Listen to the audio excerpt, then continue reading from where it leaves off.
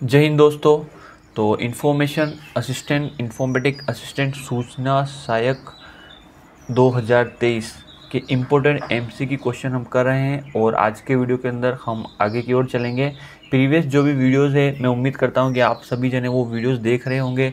देखिए, कभी अगर किसी स्टूडेंट को लगता है कि सर का जो ये क्वेश्चंस करा रहे हैं वो थोड़े ज़्यादा लेवल के हाई लेवल के, तो मैं आपको बता दूं ये क्वेश्चन बिल्कुल ही लेवल के नहीं है। ये सारे के सारे क्वेश्चन आपके क्या है, बेसिक क्वेश्चन है। क्या है, बेसिक क्वेश्चन है। कैसे? देखिए, अगर आप लेवल की बात करें तो लेवल हाई कब हो जाता है ये मैं बता देता हूँ। आप जैसे आपको एक स्टेटमेंट दिया हुआ है यहाँ पे और आपको 4 ऑप्शन दिए ABCD, और आपको क्या करना है, इनमें से चारों को एक का आंसर मार्क करना। मान लीजिए इसका आंसर क्या है, C। तब ये जो आपका लेवल है वो आपका क्या है, हाई लेवल नहीं है। क्या है, ये लेवल आपका हाई लेवल नहीं है, ये क्या है आपका एवरेज लेवल, जिसके अंदर क्या होता है 4 क्वेश्चन में से आपको एक आंसर टिक करना होता है। अब वो क्वेश्चन के ऊपर डिपेंड करता है वो क्वेश्चन किस तरीके का है। अगर वो बेसिक से पूछा गया है तो मान लीजिए आप लो लेवल का, और अगर न्यूमेरिकल दिया होगा तो आप मीडियम लेवल का, ठीक है। पर क्वेश्चन हाई लेवल का कब हो जाता है, जब आपको 1 2 3 4 ऑप्शन दिए होते हैं और नीचे फिर से ऑप्शन दिए होते हैं इनमें से A B C सही है, बी के अंदर आ जाएगा A और B सही है। मान लीजिए फर्स्ट है, सेकेंड है, थर्ड के अंदर आ जाएगा A और D सही है, फोर्थ के अंदर आ जाएगा सभी सही है। इस केस के अंदर जब आपके पास मल्टीपल सिलेक्शन ऑप्शन और MSO मल्टीपल सिलेक्शन ऑप्शन जब आ जाते हैं, उस केस के अंदर आप बोल सकते हो आपका लेवल हाई है। पर जो हम क्वेश्चन कर रहे हैं उसके अंदर आप देखोगे तो हमारे पास 4 में से सिर्फ एक ऑप्शन सेलेक्ट करना है, और वो ही पैटर्न अगर आप देखोगे जो RSSB भी बोर्ड फॉलो कर रही है और RPC फॉलो कर रही है। अगर आपका ये एग्ज़ाम फर्स्ट ग्रेड का है उस केस के अंदर आपको इस तरह के स्टेटमेंट देखने को मिल सकते हैं, क्योंकि ये जो पैटर्न है एग्ज़ाम का वो आपको UGC नेट की तरह मिलता है, ठीक है। तो क्वेश्चन सिंपल और हार्ड क्वेश्चन के अकॉर्डिंग ही बनाए जा सकते हैं। इस तरह के MSO के अंदर आपको क्या सारे के सारे ऑप्शन के आंसर पता होना चाहिए। तो ये जो सीरीज़ है बिल्कुल बेसिक क्वेश्चंस की है, और आपको बिल्कुल डेफिनेटली देखिए कंटेंट है, बहुत स्ट्रॉन्ग कंटेंट है, और आपको हर एक क्वेश्चन को अच्छी तरीके से करना है। मैं भी आपके साथ मेहनत कर रहा हूँ तो आपको भी मेरे साथ मेहनत करते रहना है। कंप्यूटर नेटवर्क की जो सीरीज़ है, ये वीडियो सीरीज़ बहुत जल्दी ख़त्म होने वाली। उसके बाद नेक्स्ट सब्जेक्ट क्या लेनी है वो आप मेरे को कमेंट बॉक्स के अंदर कमेंट कर दें कि सर नेक्स्ट इस सब्जेक्ट से आप क्वेश्चन उठा लीजिए। ओके, चलिए क्वेश्चन की ओर हम बढ़ते हैं। यहाँ पे क्या दिया हुआ है क्वेश्चन देखिए, choose the correct base T cables and the speed. तो यहाँ पे स्पेशली केबल दिया हुआ है। जो क्वेश्चन दिया हुआ है बेस टी केबल्स के बारे में पूछा गया है, केबल से रिलेटेड क्वेश्चन है, और केबल्स के क्या क्या पैटर्न है, टाइप है, उनके बारे में क्वेश्चन है। तो क्वेश्चन की ओर हम बढ़ते, देखिए क्या दिया हुआ है, 10 base T equal to ethernet with 10 Mbps, 100 base T equal to fast ethernet with 100 Mbps। तो जो स्टूडेंट्स मेरे रेगुलर व्यूअर्स है वो इस क्वेश्चन को देखते ही कर पा रहे होंगे, क्योंकि प्रीवियस जो वीडियोज़ है उसके अंदर हम डिस्कशन किया था जो आगे का जो ये नंबर है वो आपके क्या आगे का नंबर है वो आपका क्या बताता है, यहाँ पे आपकी क्या बताता है, स्पीड बताता है। क्या बताता है, स्पीड बताता है ये आगे वाला नंबर। तो 10 का मतलब यहाँ पे क्या हो जाएगा, 10 Mbps, और यहाँ पे 100 का मतलब क्या, 100 बेस टी का मतलब क्या हो जाएगा यहाँ पे 100 Mbps, और यहाँ पे टी का मतलब क्या है, ये ट्विस्टेड पेयर केबल है, ठीक है। ट्विस्टेड पेयर केबल जहाँ पे हम इसको ईथरनेट के अंदर यूज़ करते हैं। नेक्स्ट क्वेश्चन देखिए यहाँ पे 10G बेस टी, इसका क्या मतलब है, इसकी स्पीड क्या हो जाएगी 1000 Mbps, और क्या बोल सकते हैं अपन 1 Gbps की स्पीड। नेक्स्ट क्या है 10G base equal to 10 gigabit ethernet और 10 Gbps इथरनेट। तो ये भी बिल्कुल आपका सही है। तो इसके अंदर जो हमारे आंसर हो जाएंगे सारे के सारे क्या हो जाएंगे, आपके करेक्ट आंसर हो जाएंगे। क्या हो जाएगा, डी इसका करेक्ट आंसर हो जाएगा, ठीक है। तो सिंबल और नोटेशन आपको पता होने चाहिए। जो भी आपके पास जो भी केबल के बारे में अगर आता है तो इन चीज़ों को आप पता होना चाहिए। इसके साथ देखिए अगर आपको कहीं पे ये लिखा हुआ है 10/2, तो इसका मतलब क्या है, ये थिन कोएक्सियल केबल है। क्या ये thin coaxial cable, thin coaxial cable.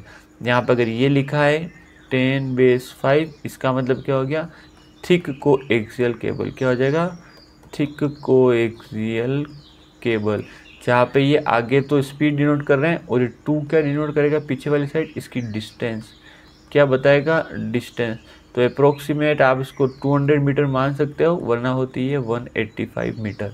और यहाँ पे 5 का मतलब क्या हो जाएगा, इसकी जो डिस्टेंस है वो हो जाएगी 500 मीटर। ओके, फिर अगर इस तरीके से आप इसी तरीके से लिखा हो यहाँ पे आपका 10/fx, तो यहाँ पे एफ क्या डिनोट करता है, यहाँ पे फाइबर, फाइबर केबल क्या बताता है कि फाइबर केबल है, और एक्स क्या बताएगा, इसका मोड बताएगा। ओके, तो आपको जो केबल है उसके नोटेशंस पता होने चाहिए, एग्जाम पॉइंट ऑफ व्यू से इंपॉर्टेंट है, ये बिल्कुल बेसिक क्वेश्चंस है। नेक्स्ट देखिए, choose the correct abbreviations below, इनमें से आप करेक्ट एब्रीविएशंस को चूज कीजिए। CSMA carrier sense multiple access, CD collision detection, CA collision avoidance, all of the above. तो क्या आप बता पा रहे हैं कि भाई इनके अंदर जो करेक्ट आंसर क्या है? क्या CSMA की फुल फॉर्म यही है, कैरियर सेंस मल्टीपल एक्सेस? जी बिल्कुल सही है, ट्रू। कोलिजन डिटेक्शन बिल्कुल ट्रू, कोलिजन अवॉइडेंस बिल्कुल ट्रू। इसका आंसर क्या हो जाएगा, डी इसका करेक्ट आंसर होने वाला है। तो ये जो प्रोटोकॉल हम कौन सी लेयर के ऊपर वर्क करते हैं, डेटा लिंक लेयर के अंदर। और डेटा लिंक लेयर के अंदर भी ये कहाँ वर्क करता है, डेटा लिंक लेयर आपकी 2 पार्ट के अंदर डिवाइड होती है, लॉजिक लिंक कंट्रोल और मीडिया एक्सेस कंट्रोल। तो जो एक्सेस कंट्रोल है ना, ये सारे के सारे क्या है आपके एक्सेस कंट्रोल टेक्निक से या एक्सेस कंट्रोल प्रोटोकॉल से, ठीक है। तो डेफिनेटली अगर देखिए क्वेश्चन अगर आप ध्यान से सुन रहे हैं, पढ़ रहे हैं, तो आपको कंप्यूटर नेटवर्क वैसे भी यहीं से याद हो जा रही होगी। ओके, नेक्स्ट क्वेश्चन देखिए यहाँ पे, in pure Aloha the vulnerable time is the frame transmission time. अब देखिए जो अलोहा है 2 तरह के हैं। अब फिर से वही आ गया, अलोहा कहाँ पढ़ते हैं हम, डेटा लिंक लेयर के अंदर। डेटा लिंक लेयर के अंदर कहाँ पढ़ते हैं, मीडिया एक्सेस कंट्रोल के अंदर। उसके अंदर अपन एक्सेस कंट्रोल के अंदर आपका है प्योर अलोहा। तो एक्सेस कंट्रोल का कंसेप्ट मैंने बता रखा है, जब भी हम एक चैनल के ऊपर एक से ज़्यादा स्टेशंस अपना डेटा ट्रांसफ़र करना चाहता है, मल्टीपल स्टेशंस या मल्टीपल होस्ट, उस केस के अंदर हमें ये रेगुलराइज करना होता है कि भी किस समय कौन सा स्टेशन डेटा सेंड करेगा। क्योंकि एक समय अगर एक सभी जने करेंगे तो क्या हो जाएगा, जो आपका डेटा हो कहीं ना कहीं कोलाइड हो जाएगा, कहीं ना कहीं उन सब के अंदर टक्कर हो जाएगी, तो वो डेटा आपका किसी काम का नहीं रहेगा। तो वही चीज़ है प्योर अलोहा के अंदर। प्योर अलोहा के अंदर क्या होता है, देखिए यहाँ पे प्योर अलोहा के अंदर क्या होता है, जैसे ये आपका चैनल है, लिंक है, ठीक है, केवल जहाँ पे आपका डेटा ट्रैवल करेगा, तो वहाँ पे क्या होता है, जैसे स्टेशंस कनेक्टेड है, जैसे ही प्योर अलोहा के अंदर क्या कंसेप्ट है, जैसे भी जब भी किसी स्टेशन को डेटा भेजना होगा, इमीडिएटली वो अपना डेटा कहाँ पुश कर देगा, चैनल के ऊपर। जैसे इसको भेजना है तो तुरंत ही यहाँ पे भेज देगा, इसको भेजना है तुरंत यहाँ भेज देगा, इसको भेजना है तुरंत इस लिंक के ऊपर डेटा डाल देगा। वो ये नहीं देखेगा कि जो डेटा है, जो स्टेशन है वो फ्री है या नहीं। ओके, इस कारण से प्योर अलोहा की जो एफिशिएंसी है वो बहुत कम रहती है, 18.4%। ठीक है, मतलब 100 अगर फ्रेम्स ट्रैवल कर रहे हैं तो उसमें से 18.4 फ्रेम ही सेंडर से रिसीवर के पास पहुंचेगी। तो अब यहाँ से हमें पूछा गया है वल्नरेबल टाइम। देखिए यहाँ पे, तो वल्नरेबल टाइम क्या हो गया यहाँ पे, अगर हम समझने की कोशिश करते हैं तो ए को क्या करना है, एक फ्रेम सेंड करनी है, तो ए ने अपनी फ्रेम सेंड कर दी। ओके, और उसी समय बी ने भी अपनी फ्रेम सेंड कर दी, ये बी ने भी अपनी फ्रेम सेंड कर दी। ठीक है, तो यहाँ पे अगर आप समझोगे तो अपना वल्नरेबल टाइम क्या होने वाला है, यहाँ पे ये टाइम होने वाला है। एक तो इसका ट्रांसमिशन टाइम किसका, ए का, और दूसरा किसका ट्रांसमिशन टाइम है आपका, बी का। तो टोटल वल्नरेबल टाइम आपका क्या निकलने वाला है, 2 ऑफ ट्रांसमिशन टाइम, जहाँ पे टी का मतलब क्या होता है, ट्रांसमिशन टाइम, ट्रांसमिशन टाइम। अब ये देखिए वल्नरेबल टाइम का मतलब क्या है, कोलिजन टाइम आप बोल सकते हो एक तरीके से। वल्नरेबल टाइम का मतलब क्या हो जाता है आपका, कोलिजन टाइम। और जब भी मैं थ्योरी पढ़ाता हूँ बताता हूँ कि ये वेरी इंपॉर्टेंट है। ठीक है, आपको ध्यान रखना है कि प्योर अल्लाह के अंदर जो आपका वल्नरेबल टाइम है वो 2 टाइम से किसका, ट्रांसमिशन टाइम के, ये इम्पोर्टेंट है। कैसे, देखिए मतलब कहने का मतलब ये है कि भाई ऐसा कौन सा समय है जिसके अंदर कोई अगर फ्रेम भेजेगा तो वो कोलाइड होगी ही होगी। ऑब्वियसली बात है, जैसे ये फ्रेम यहाँ से यहाँ है और उसके बाद जस्ट इसके बाद अगर एक फ्रेम एक और आ जाती है तो ये पूरा का पूरा आपका क्या हो गया, वल्नरेबल टाइम होगा कि इसके बीच में अगर कोई फ्रेम आती है तो ऑब्वियसली बात है वहाँ पे कोलिजन होगा ही होगा। ठीक है, क्या होगा, वहाँ पे आपका कोलिजन होगा ही होगा। किस केस के अंदर, प्योर अलोहा के अंदर। क्योंकि इस केस के अंदर कोई फिक्स नहीं है कि भाई जैसे ही आपको टाइम शुरू हुआ उसी समय स्टार्ट के अंदर आपको फ्रेम भेजनी है, किसी भी समय फ्रेम भेज सकता है। मान लीजिए इसने इस समय फ्रेम भेजी, और जब यहाँ पे टच हो रही थी उसी समय बी ने भी फ्रेम भेज दी, तो ये पूरा क्या हो गया, इसका वल्नरेबल टाइम हो चुका है। ओके, तो यहाँ पे मैं आपको प्योर अलाउ स्लॉटेड अलाउ को भी बता देता हूँ, जिससे आपको अगर कोई कन्फ्यूज़न हो रहा है क्लियर हो जाएगा। स्लॉटेड अलाउ के अंदर क्या होता है कि स्टेशंस को टाइम के अंदर डिवाइड कर दिया जाता है। ठीक है, यहाँ मान लीजिए ए कनेक्टेड है, यहाँ मान लीजिए आपका बी कनेक्टेड है, और इनको बोला जाता है कि जब भी आपको टाइम मिलेगा उसी टाइम के अंदर आप आपकी फ्रेम सेंड करेंगे। जैसे इसको टाइम दे रहा है कि 10 बजे भेजोगा, इसको दे रखा है 10:05 पे भेजोगे, तो उसी समय आप आपकी फ्रेम भेजोगे। ठीक है, तो अगर इस अपनी अपनी टाइम के अंदर फ्रेम भेजेंगे यहाँ ऊपर तो कोलिजन नहीं होगा। पर यहाँ पे वल्नरेबल टाइम क्या हो सकता है, अगर इस टाइम के अंदर कोई और फ्रेम आ जाती है तो ऑब्वियसली क्या होगा, वहाँ पे कोलिजन होने का चांसेस रहेगा। तो स्लॉटेड अलोहा के अंदर जो वल्नरेबल टाइम रहेगा वो क्या रहेगा, आपका ट्रांसमिशन टाइम। तो ध्यान रखना, स्लॉटेड के अंदर जो वल्नरेबल टाइम रहता है वो क्या रहता है, आपका ट्रांसमिशन टाइम रहता है। ये वल्नरेबल टाइम है ना, ट्रांसमिशन टाइम रहता है। ये है आपका प्योर अलोहा स्लॉटेड। तो प्योर अलोहा के अंदर एफिशिएंसी जो रहती है वो रहती है 18.4%, और स्लॉटेड अलोहा के अंदर जो एफिशिएंसी रहती है वो 36.8% रहती है। तो ये सारी देखिए कंसेप्चुअल चीज़ें हैं। आप वीडियोस को देखते रहिए, सुनते रहिए, क्वेश्चंस को करते रहिए, सारी चीज़ें आपको याद हो जाएगी। ओके, नेक्स्ट क्वेश्चन की ओर हम बात करें। देखिए क्या दिया हुआ है यहाँ पे, the maximum throughput for pure Aloha is. भाई प्योर अलोहा का मैक्सिमम थ्रूपुट क्या है, 12.2%, 18.4, 36.8 और नन। तो इसका आंसर क्या हो जाएगा आपका 18.4%। तो जस्ट मैंने अभी बताया था। तो डेफिनेटली देखिए कंटेंट बहुत स्ट्रॉन्ग कंटेंट है, क्वेश्चन बहुत ही प्यारे क्वेश्चन है। आपको क्या करना है, आपकी जो कंसिस्टेंसी है वो नहीं तोड़नी है। मैं फिर से बार बार हर एक वीडियो के अंदर कह रहा हूँ, जो अभी आपको टाइम मिला है, लगभग आपको अब 90 दिन का जो टाइम बचा हुआ है, ओके, उसके अंदर आपको क्या करना है, पढ़ते रहना है। कभी भी ऐसा दिन नहीं निकलना चाहिए जब आप नहीं पढ़ पा रहे हो। मतलब 30 दिन में से 25 दिन, 30 दिन में से 25 दिन तो ऐसे होने ही चाहिए जब आप कंटिन्यूस पढ़ाई कर रहे हो। ठीक है, 5 दिन तो देखिए हम भी सामाजिक प्राणी है, तो इधर उधर निकल सकते हैं शादी ब्याह के अंदर, पर आपको 30 दिन में से 25 दिन तो पढ़ना ही है। ठीक है, घर भी आना जाना है, सब कुछ करना है, पर 25 दिन तो आपको उसके अंदर से निकालना ही है पढ़ने के लिए। तो वो तभी होगा जब रेगुलर आप कंटेंट पढ़ते रहोगे। ठीक है, जो भी नए नए वीडियोस आते हैं उनको आप देखते रहो, तो आप क्या करोगे, उस मोशन में रहोगे, उस मोमेंटम में रहोगे। कि what is meaning of carrier sense in CSMA। CSMA carrier sense का मतलब क्या है, तो ये इस तरह का क्वेश्चन भी पहले आ चुका है। The ability to check the share transmission medium whether it is being used by any other node और नोट। ये क्या बोल रहा है कि कैरियर सेंस का मतलब क्या है, ये आपका क्या है, कैरियर, ये कैरियर बोल सकते हो आप इसको। और होता है क्या है, वैसे ये आपका चैनल होता है, जो केबल है ना, लिंक, उसको बोलते हैं हम, ये लिंक। और यहाँ पे क्या आपके स्टेशंस कनेक्टेड है, स्टेशन मतलब कंप्यूटर कनेक्टेड है। The ability to check the share transmission medium whether it is being used by any other node और नोड। भाई हमें ये चेक करना है कि जिस समय मान लीजिए ए फ्रेम सेंड करना चाहता है इस चैनल के ऊपर, उस समय क्या ये जो चैनल है किसी और ने ऑक्यूपाई कर रखा है या नहीं, क्या इस चैनल को कोई और यूज़ तो नहीं कर रहा है। ये जो क्षमता है, अगर इसके अंदर इसकी ये जो एबिलिटी है उसको हम क्या बोलेंगे, कैरियर सेंस। कैरियर सेंस मतलब ये कैरियर उसको क्या करेगा, यहाँ से ये सेंस करेगा कि भाई यहाँ देखेगा कि कहीं कोई और फ्रेम ट्रैवल तो नहीं कर रही है। अगर कोई भी फ्रेम ट्रैवल नहीं कर रही है तो तुरंत ये करेगा, क्या करेगा, अपनी फ्रेम को यहाँ ट्रांसमिट कर देगा किसके अंदर, इस चैनल के ऊपर, और इसकी फ्रेम क्या कर देगी, फिर ट्रांसमिट हो जाएगी। आई बात समझ में। चलिए, तो ये बिल्कुल ट्रू दिया हुआ है। The ability to restrict other nodes to access the share medium.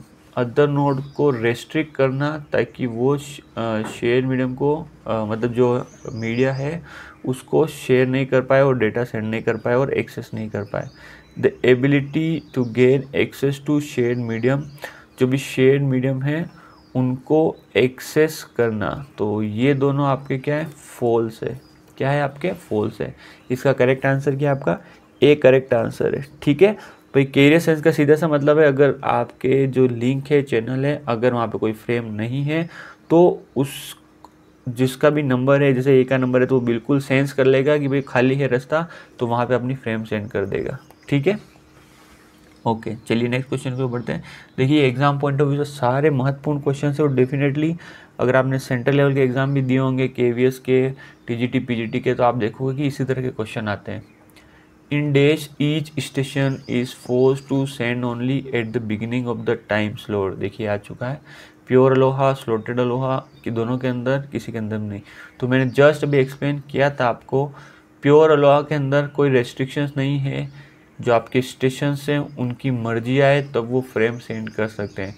पर स्लॉटेड अलोहा के अंदर रेस्ट्रिक्शन है कि उनको जैसे ही उनका टाइम चालू हो रहा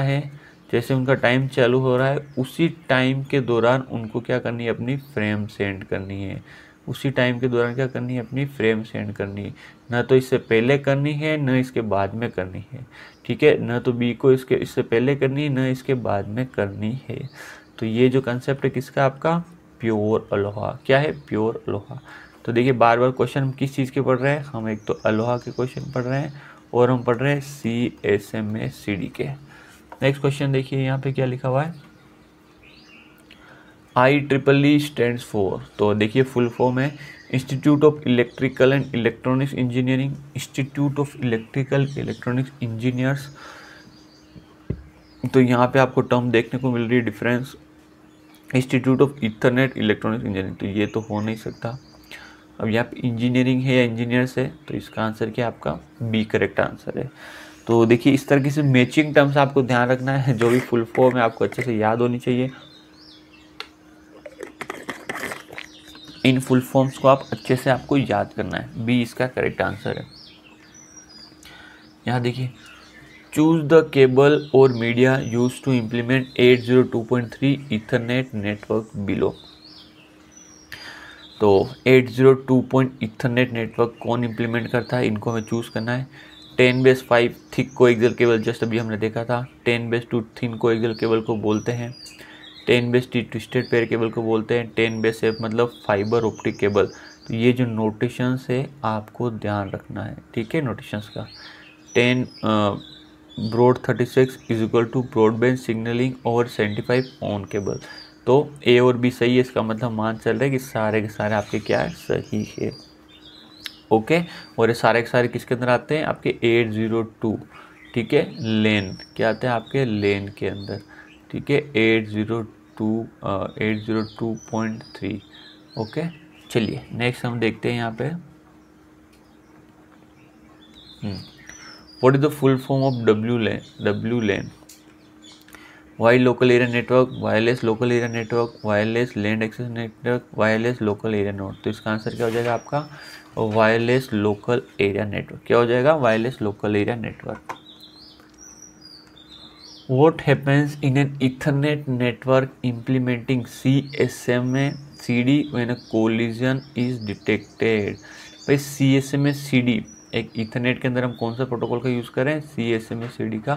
तो जब ये आपका जो चैनल है और यहाँ से डेटा ट्रांसमिट हो रहा है, तो उस समय अगर कोलिजन होता है तो उस समय क्या होगा, जस्ट कोलिजन के बाद the station retransmit the frame again immediately. जो आपका स्टेशन है वो अगेन फ्रेम ट्रांसमिट कर देगा। तो देखिए यहाँ पे समझने की कोशिश करिए, मैं क्या क्वेश्चन क्या पूछ रहा है। यहाँ पे ये आपका चैनल है और यहाँ पे स्टेशंस कनेक्टेड, ये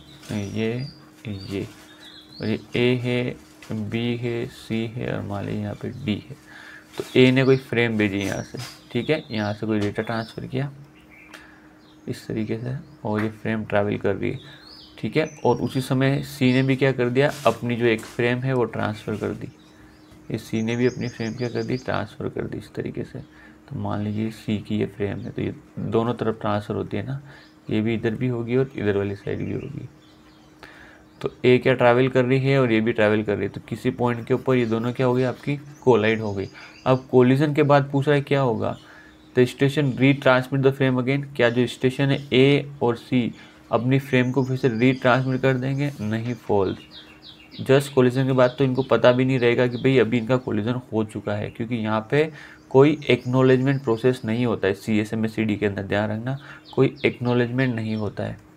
the station retransmit the lost frame after a delay, yes, जब क्या हो जाएगा भाई यहाँ पे क्या हो गया, अब कोलिजन तो हो ही चुका है, तो ये क्या होगा, ये जो बिटन दोनों ट्रैवल करेगी, ये जो करप्टेड बिट्स है वो दोनों ट्रैवल करेगी और एक को पता चल जाएगा कि भाई मेरा जो फ्रेम है वो कहीं ना कहीं बिड़ चुकी है या इसका कोलिजन हो चुका है, और सी को भी पता चल जाएगा कि मेरी फ्रेम किसी बिड़ चुकी है, तो ये भी अपना ट्रांसमिशन स्टॉप कर देगी और ये भी क्या करेगी, ट्रांसमिशन स्टॉप कर देगी कुछ समय के लिए। डिले बोल सकते हो आप, क्या बोल सकते हो, डिले बोल सकते हो। यहाँ पे फिर अलग अलग एल्गोरिथम वर्क करती है ना, तो कुछ समय के लिए अपने ट्रांसमिशन का स्टॉप कर देगी। तो station retransmit the lost frame after a delay, yes सही बात है, ये क्या हो गया इसका true answer. The station retransmit the all frames after a delay, all frames का मतलब क्या होगा कि सारी जो भी इसकी फ्रेम है डिले के बाद सेंड करेगी, नहीं, अभी जिस फ्रेम के ऊपर चल रहा है वो ही आपकी वापस क्या करेगी, रीट्रांसमिट करेगी, फॉल्स। ऑल फ्रेम्स का मतलब क्या हो गया, जैसे मान लीजिए 5 फ्रेम में बेच चुका है और 6ठी फ्रेम में बेच रहा है, तो भाई 5 फ्रेम तो पहुंच ही चुकी, तो इसको क्यों रीट्रांसमिट करेगी वापस। The station aborts the whole transmission data, क्या ये पूरे का पूरा जो ट्रांसमिशन है उसको पूरे को होल्ड कर देगी, नहीं, ऐसा कैसे कर सकती है भाई, इस चैनल के अंदर बहुत सारे और स्टेशन कनेक्टेड है, क्या उनको डेटा नहीं भेजने का है, तो फिर ऐसा कभी नहीं हो सकता, फॉल्स। तो इसका आंसर क्या हो जाएगा आपका, बी करेक्ट आंसर हो जाएगा। किस केस के अंदर, CSMA/CD कोलिजन डिटेक्शन टेक्निक्स, ठीक है, जो लेंस के अंदर यूज होती है, इथरनेट। नेक्स्ट देखिए यहाँ पे, which of the following specifies a set of media access control and a physical layer specification for implementing wireless LANs. तो डब्ल्यू लेंस इम्प्लीमेंट करने के लिए किसका यूज़ किया जाता है, 802.16, 802.3, 802.11 और 802.15। तो इसका आंसर क्या हो जाएगा आपका, IEEE 802.11, ठीक है। तो ये स्टैंडर्ड्स आपको याद होने चाहिए, जैसे 802.3 है आपका किस लिए यूज़ होता है, इथरनेट के लिए होता है, ठीक है, जनरली लेन के लिए। फिर आपका 802.4 है वो किसके लिए होता है, आपके टोकन बस। 802.5 किसके लिए होता है, आपके टोकन रिंग के लिए होता है। और जैसे 802.11 का किसके लिए होता है, आपका वायरलेस लेन के लिए होता है। को जो ये इंपॉर्टेंट मैं बता रहा हूँ, बाकी जो ये IEEE जो भी स्टैंडर्ड है वो आपको याद होने चाहिए। नेक्स्ट देखिए यहाँ पे क्या क्वेश्चन दिया हुआ है, तो देखिए बहुत ही प्यारे क्वेश्चन दिए हुए हैं। फिर देखिए क्या दिया हुआ है यहाँ पे question, in a dash topology all the nodes और stations are connected to main और सेंट्रल केबल। ऐसी टोपोलॉजी जिसके अंदर जो सारे नोड है वो स्टेशन एक सेंट्रल नोड से कनेक्टेड है, देखिए अपना सेंट्रल केबल से कनेक्टेड है, तो ये केबल हो गई और इससे सारे स्टेशन आपके कनेक्टेड है। कौन सी है, बस, स्टार, ट्री, रिंग, कौन सी हो जाएगी, बस टोपोलॉजी। क्या हो गई आपकी, बस टोपोलॉजी। फिर देखिए क्या दिया है, विच of the following is the 802.11 high rate standard. आपको पूछा गया है कि आपका 802.11 है उसके अंदर हाई रेट स्टैंडर्ड के अंदर कौन सा है ये। तो देखिए ऑप्शन क्या दिए हुए हैं यहाँ पे, IEEE 802.15 क्या दिया हुआ है आपको, फिर IEEE 802.15.4 और नेक्स्ट क्या दिया हुआ है आपको यहाँ पे, IEEE 802.11G और IEEE 802.11B। तो इस केस के अंदर जो आपका आंसर है वो क्या है आपका, IEEE 802.11B, क्या है आपका 11B। तो ये है स्पेसिफिकेशन, आपको देखिए याद रखना पड़ेगा, है ना, इसका और कोई तरीका नहीं है। अल्टरनेट जो इम्पोर्टेंट है वो तो आपको याद रखनी है, इसके अलावा जो और हम क्वेश्चन के माध्यम से हम कर रहे हैं वो आप याद रखने की कोशिश कीजिए। देखिए नेक्स्ट क्या है, in dash topology all the nodes are connected like a ring when drawn pictorially on a paper. तो रिंग की तरह कनेक्टेड रहते हैं जब हम उसको पेपर के ऊपर करते हैं, तो ऑब्वियस सी बात है बस टोपोलॉजी, स्टार, रिंग और ट्री, तो ये कौन सी टोपोलॉजी होगी आपकी, रिंग टोपोलॉजी। कौन सी हो गई, रिंग टोपोलॉजी। नेक्स्ट क्या है क्वेश्चन देखिए, an ethernet header content dash is the first two field. तो देखिए इस क्वेश्चन का आंसर आप दीजिए, इस क्वेश्चन का आंसर आपको देना चाहिए क्योंकि जो इथरनेट फ्रेम है उसको मैंने काफ़ी अच्छे से पढ़ा रखा है। इथरनेट फ्रेम को मैंने आपको काफ़ी अच्छे से पढ़ा रखा है, तो इथरनेट फ्रेम के बारे में मैंने आपको बता रखा है, तो मैं आपको फिर से अगर आपको याद नहीं तो बता दूं, बाकी आप याद कीजिए। सबसे पहले होती है आपकी प्रीएम्बल, फिर होती है आपकी एसएफडी, उसके बाद आपके पास हो जाएगा डेस्टिनेशन एड्रेस, फिर हो जाएगा सोर्स मैक एड्रेस। ठीक है, डेस्टिनेशन मैक एड्रेस है और सोर्स मैक एड्रेस है। उसके बाद आपके पास हो जाएगा टाइप, उसके बाद आपके पास हो जाएगा डेटा, और यहाँ पे हो जाएगा आपके CRC। ठीक है, तो ये आपको याद होनी चाहिए। पर मैंने आपको ये बता रखा है कि ये जो है आपके फिजिकल लेयर के हेडर है। क्या है? फिजिकल लेयर के हेडर। और आपकी जो मेन फ्रेम स्टार्ट होती है कहाँ से होती है? वो यहाँ से होती है। ये आपकी क्या है? मेन फ्रेम है। तो यही पूछ रहा है, an ethernet header contains dash as the 2 fields. तो कौन कौन सी फील्ड है? Destination MAC, source MAC. तो इसका आंसर क्या हो जाएगा? ये हो गया आपका डेस्टिनेशन मैक और ये हो गया source MAC. Destination MAC address और ये हो गया आपका सोर्स मैक एड्रेस। ओके, तो इसका आंसर क्या हो जाएगा? C आपका करेक्ट आंसर हो जाएगा। तो देखिए, डेफिनेटली जो क्वेश्चन की क्वालिटी है वो बहुत अच्छी है और आप कंटेंट देख ही रहे हैं। तो जो भी आपके और फ्रेंड्स हैं उनको ज़रूर शेयर कीजिए, क्योंकि बहुत एक लंबा टाइम पड़ा हुआ है। तो आप इन क्वेश्चन को देखते रहिए, देखते रहेंगे तो जहाँ कहीं भी गैप है, आपको लगा कि ये चीज़ें नहीं आ रही है, तो आप आराम से कर सकते हैं। ओके, चलिए मिलते हैं हमारे नेक्स्ट वीडियो के अंदर। और बहुत जल्दी आपके लिए टेस्ट सीरीज़ भी आने वाली है की, तो बिल्कुल ज़रूर उसको कीजिएगा। मैंने आपको बता दिया उस टेस्ट सीरीज के अंदर सबसे पहले आपको बेसिक क्वेश्चन ही मिलेंगे और धीरे धीरे आपके मॉक टेस्ट पेपर अपलोड होते रहेंगे। Thank you.